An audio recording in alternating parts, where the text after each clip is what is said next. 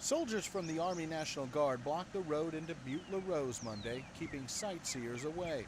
The folks who live here, though, are still allowed in to get their final loads of belongings or finish shoring up their property. In nearby KROTZ Springs, which is expected to be one of the first communities to see water, even more soldiers were standing by and gearing up.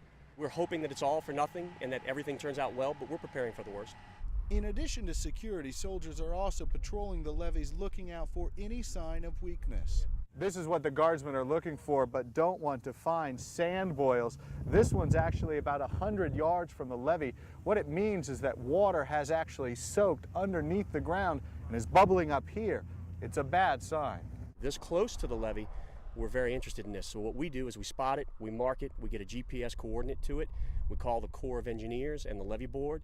They come out and look at it, and then they decide what, if any, mitigation they have to do. In this case, just a few sandbags were tossed on top of the small hole. More work may be needed later. For those who live here, the hardest part is the waiting and watching the water rise. It's now in Inio Perez's backyard, but he's not leaving, not yet. When the water get over there to my house, that's exactly when I get out of here, when the water get over there. So far, only a few homes have been flooded in Cajun country, including this street in Simsport.